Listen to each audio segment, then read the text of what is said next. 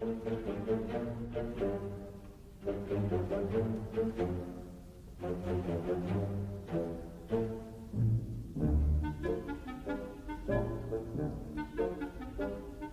guys, welcome back to Beyond the Realms and the Hitchcock Takeover here on my channel. Today I'm going to be reviewing his film from 1939, which is in fact one of his last films living in the UK, and it is from his box set. It's entitled Jamaica Inn.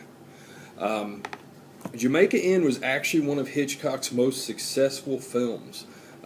It made almost $4 million in a day, and that was a lot of money, especially in the UK. It's one of his most successful. Not long after this is when he came to America and really made his way.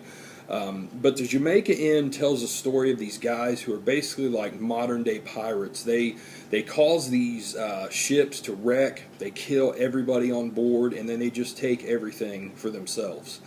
And they all stay at this Jamaica Inn, and they are headed up by a guy named Joss. Well, Joss's niece named Mary comes to stay there, and she doesn't know anything about what's going on. You know, she's kind of uncomfortable there, and then once she starts to see, you know, what's really going on, she really gets uncomfortable.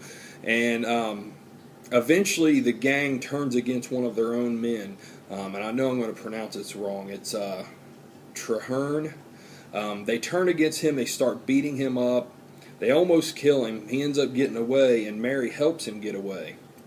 Well, Mary comes to find out that Traherne is actually a police officer undercover that's infiltrated the group, and he's trying to bring the group down. And, you know, so then the gang is after both of them. And they end up taking up refuge with a local magistrate named Sir Humphrey Pengalon. And this guy is a very interesting character. He's very large. He knows he's in charge, and he flaunts it very much so. He lives a very elegant and lavish lifestyle, and so that's who they seek refuge with. And you know, all along they're trying to take this group down. I'll just leave it at that. There's more things that happen. I don't want to spoil it all for you, how it turns out.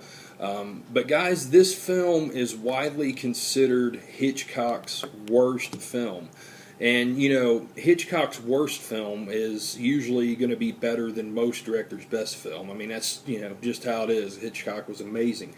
And after watching it, you know, I didn't think it was a bad film per se. It's definitely not a great film. It's not one of my favorites, but I kind of tend to think that this film might be a little bit underrated. I don't understand why people would say it's his worst film. You know, I thought it was pretty good. You know, my biggest problem with it is just script issues. It does not flow well at all. Like, it starts off really good. It starts off with them ambushing a ship, taking it over soon after Mary comes. It's moving at a very steady pace. But then things just, you know, it kind of drags along in parts. It's like Hitchcock wasn't really sure in this film. Like, he really didn't know where to take it. And this is based after a book. I'm not sure of the woman's name, but the woman also wrote Rebecca, and that Hitchcock, you know, made into a film later on. But she was so disappointed in this film that she almost didn't let him have the rights to do Rebecca, but something happened to where, you know, he obviously made it.